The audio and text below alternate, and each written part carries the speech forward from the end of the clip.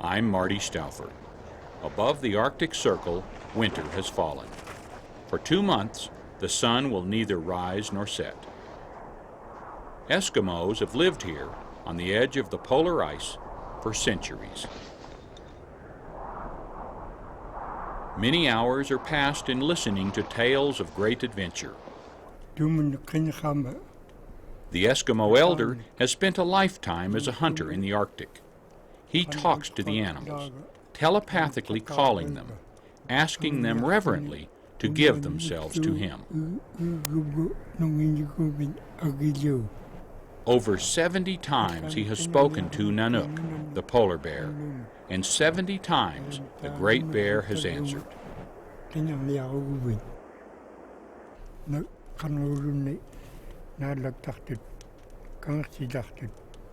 From Nanook, the people learned how to stalk the seal and the walrus.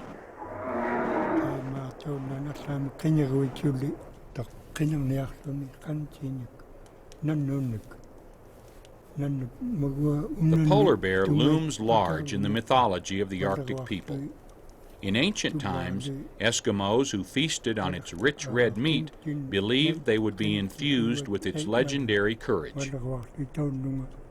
The hunter abstains from any killing for 5 days. This allows the bear's spirit to leave her body and return in the form of a newborn bear, a new queen of the ice.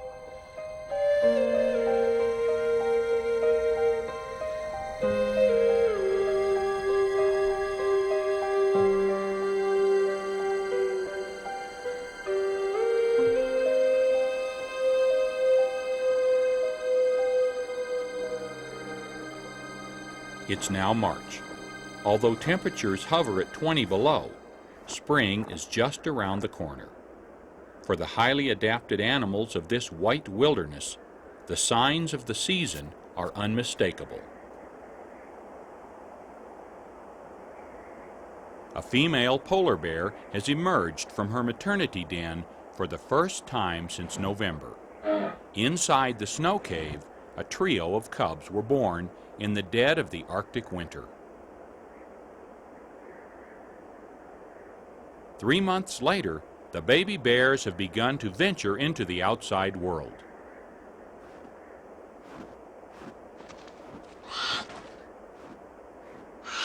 At birth, the cubs were blind and deaf, and small almost beyond belief. They weighed about 1 pound. Within a month, they quadrupled their size, nourished on milk that is not only the richest among bears, but 10 times higher in fat and protein than a human's. Now the 2 larger cubs weigh around 20 pounds, but their tiny sibling is what polar bear experts call an underbear. In a harsh land, this little one has almost no chance to survive.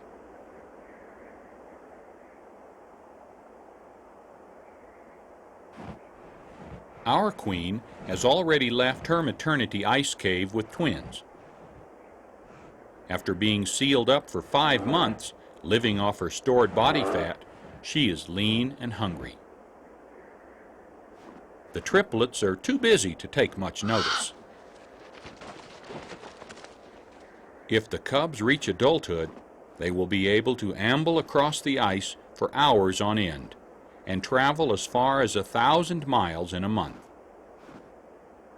For now, crawling the few yards back uphill to the den is a major trek.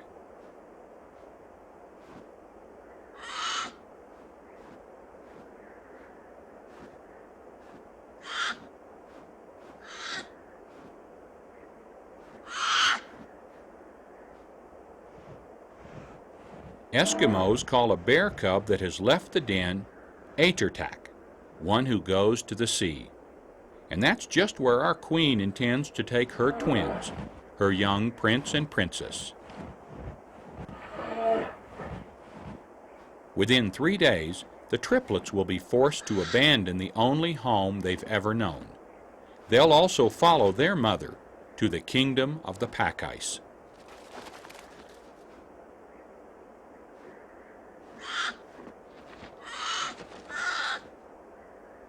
Our bear, mother of the twins, is characteristically cautious.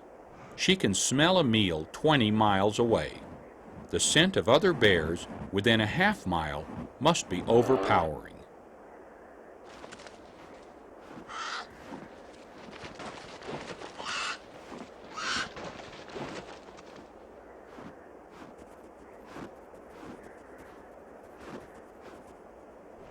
She decides to bypass the den site and the possibility of a confrontation. Male bears have been known to kill cubs, although there is disagreement about how common this is. A female bear could also pose a threat. The cubs follow as best they can, avoiding the crater-like holes made by mother's enormous feet.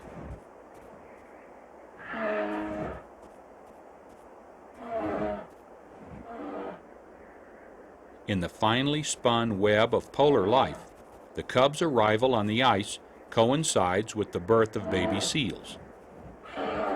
The white-coated seal pups are a polar bear delicacy. The queen has lost about half her body weight since last autumn, and she is ready to eat.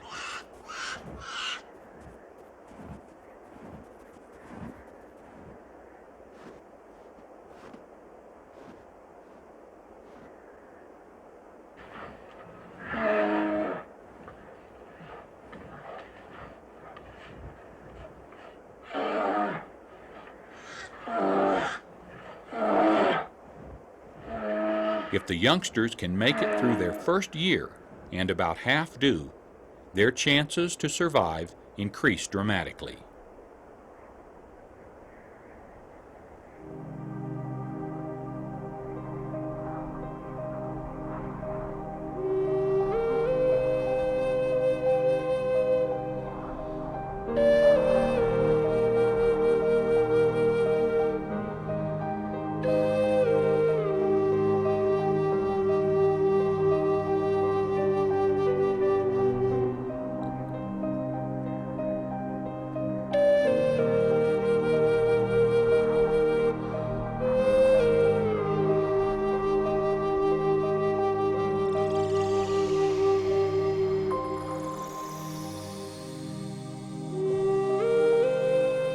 It's May, and endless shades of white contrast with an intense blue sky.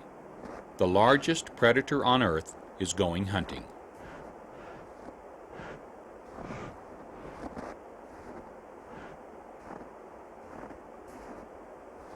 She leaves her cubs close by, in the safety of an ice playpen.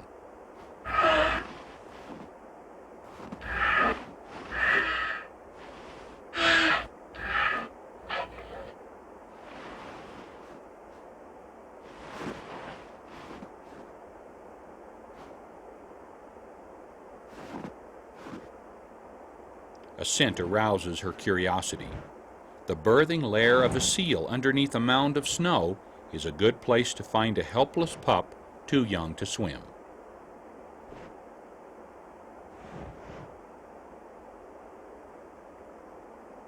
But the season for whitecoats has passed, and this is no seal pup. Like the bear, an ermine is also out hunting. Defying the odds, it takes the offensive. Not a wise move on the part of this frisky 4-ounce hors d'oeuvre.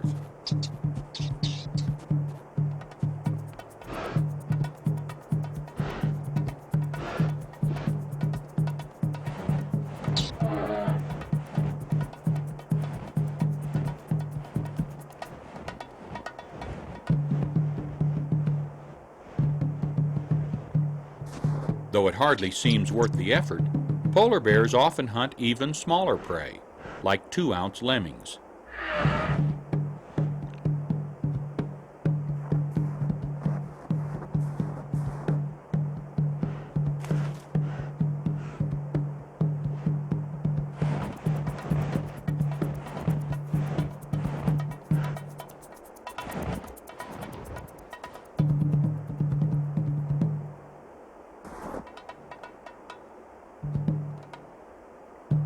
Score 1 for the weasel.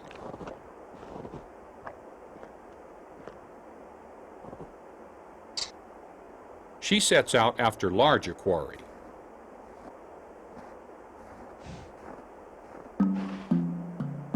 Her cubs have grown into 40-pound balls of energy, too noisy and uncoordinated just yet for the hunt.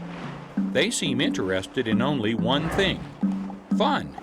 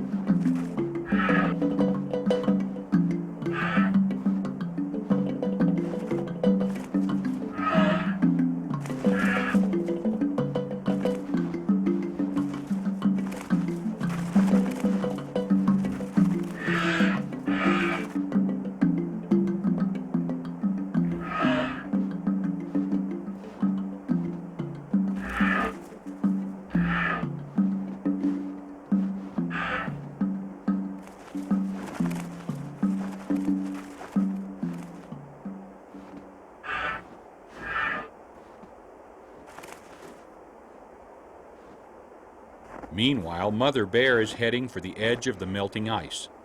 As the pack splits, ice rafts are created where bearded seals congregate. The odor from their breath and their bodies is something even a dull-nosed human can smell at a distance. To a polar bear, it must be like following a familiar, well-marked street. The female submerges for an underwater approach to the edge of an ice pan. Eskimos believe that a seal is doomed if it lets a polar bear get within 50 feet.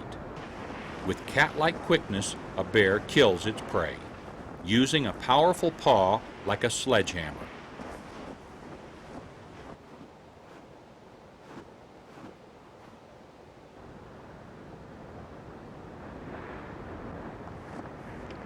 She gorges on high-calorie skin and blubber before opening the body cavity. As yearlings, the cubs will shadow their mother's every move, but for now, they can only watch and wait for leftovers. May literally melts into June, with its days of endless sunshine.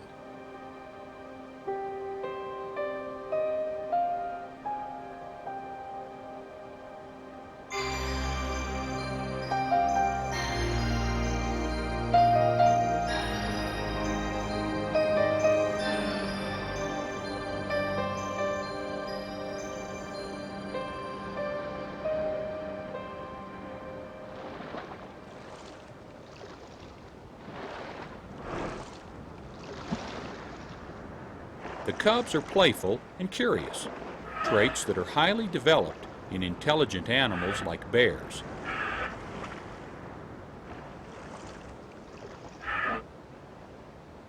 This 1,000-pound female walrus may be a royal subject, but she's not quite ready to vacate her resting place to a precocious 50-pound cub.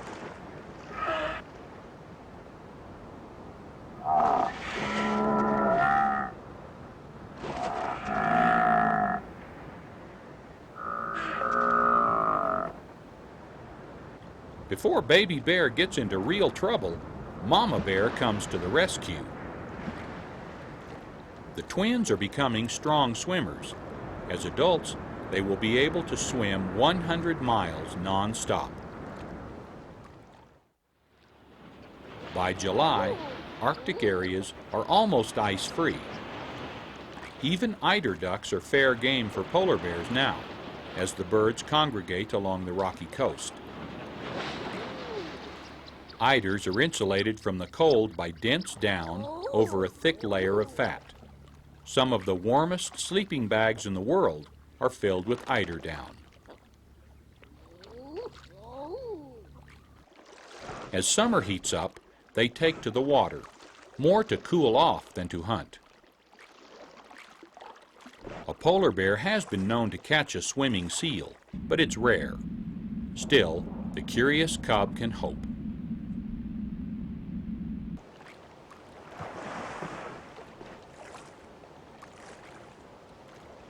Every so often, the female takes a look below. Polar bears can dive to depths of 30 feet to hunt for prey. Movement attracts her attention. Closer inspection reveals the ghoulish face of a 6-foot-long wolffish. Formidable tusk-like teeth and powerful jaws for feeding on shellfish seem to discourage the hungry bear.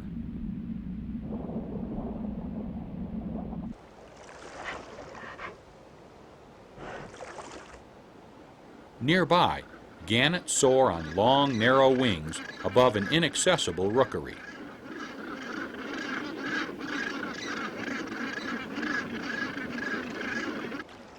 While patrolling the shoreline for food, our matriarch keeps a sharp eye on her playful offspring.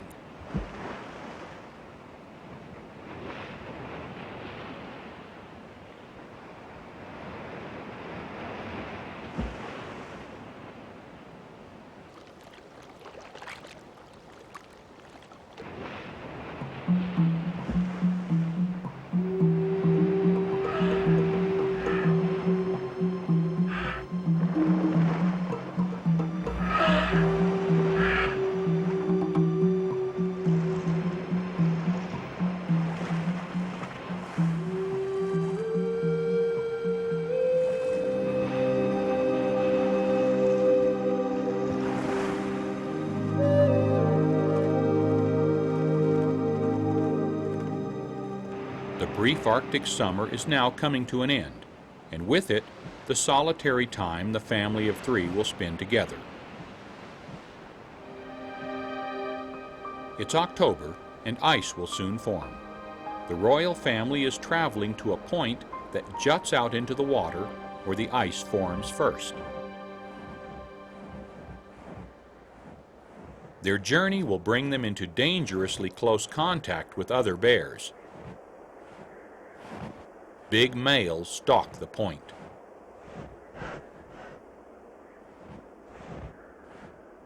She takes no chances, challenging even sub-adults who get too close to the cubs.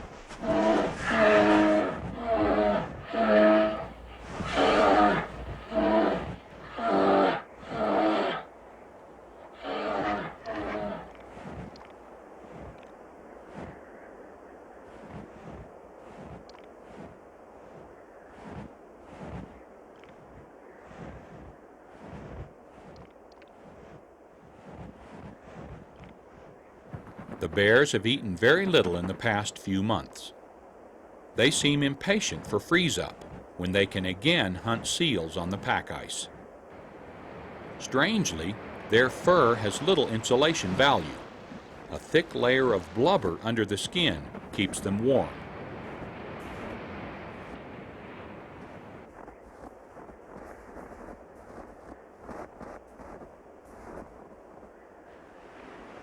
Even so, they fastidiously dry and groom their short coats by rolling on the ice.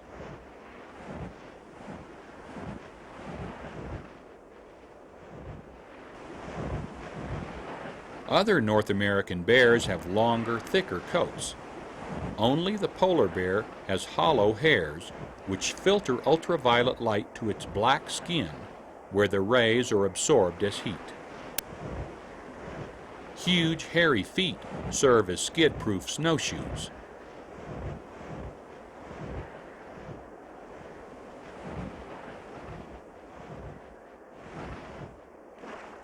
The bears make daily treks to the sea, checking on the progress of the polar pack. Along the way, many stop to snack on kelp. Even this most carnivorous of bears eats plants from time to time. There is some dispute about how nutritious kelp may be. Humans use it as a salt substitute and a mineral and vitamin supplement. It is undeniably a rich source of iodine for the polar bears.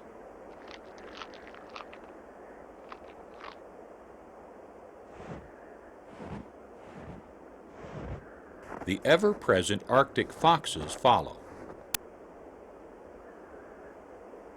The waiting bears dig beds in the snow to protect themselves from 100-mile-per-hour winds which batter the Cape.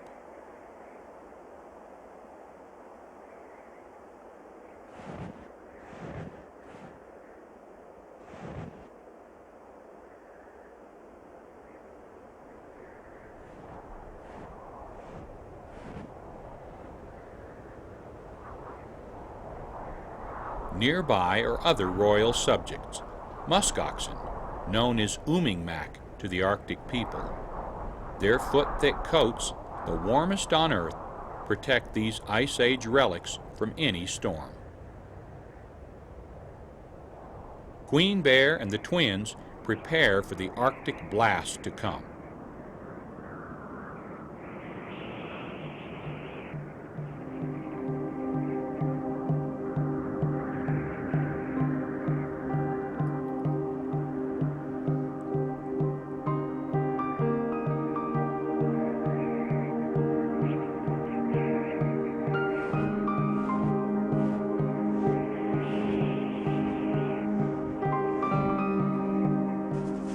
Although it is rare for polar bears to kill musk oxen, the herd takes no chances.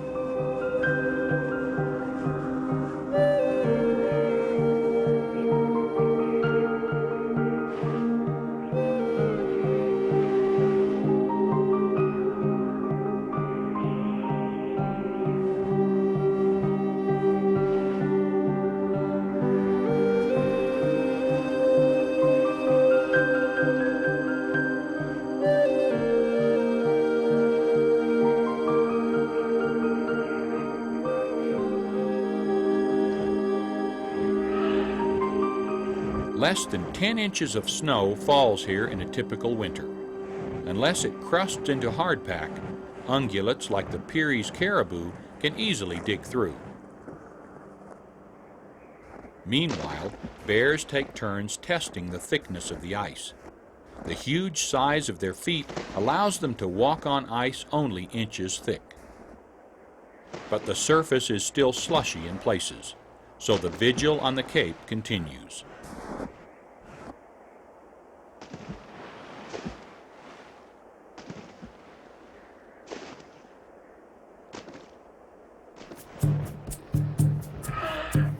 Once thought to be unsociable nomads of the ice, polar bears are now known to enjoy each other's company. Sometimes the same two bears will pair up in autumn, year after year.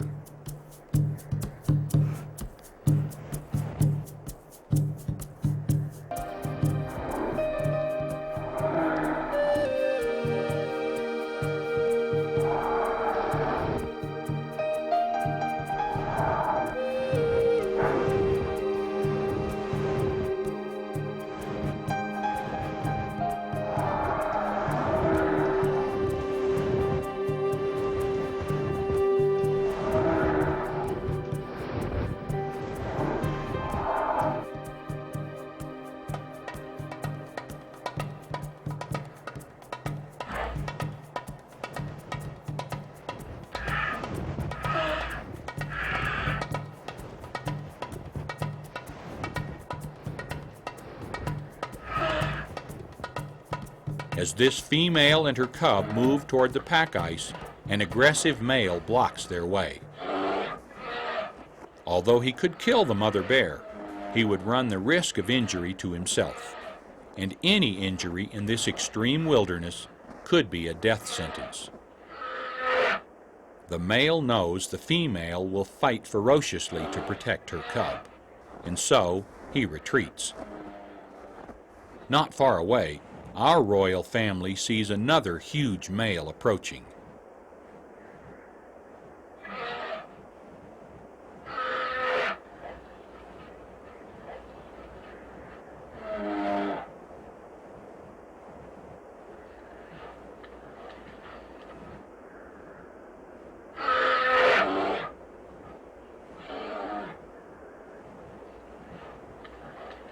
The obedient cubs watch and store this learning experience in their memory banks.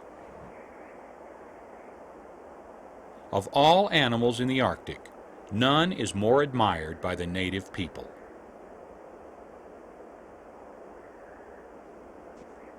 To appease the soul of a slain bear, they place its skull on the ice with its eyes facing inland. To do so ensures that its honored spirit will escape to find a home in a white bear yet unborn.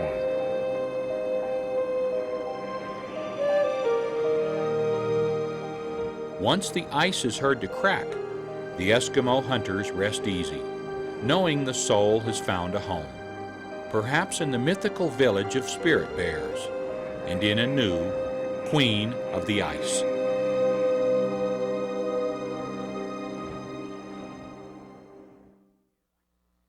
In recent years, thousands of people have spent millions of dollars visiting polar bears in their Arctic home. As the popularity of ecotourism rises, polar bears will continue to be more and more valuable. I hope we can always trek to the frozen north and experience the thrill of seeing the ultimate example of motherly devotion, the Queen of the Ice. I'm Marty Stouffer. Until next time, enjoy our wild America.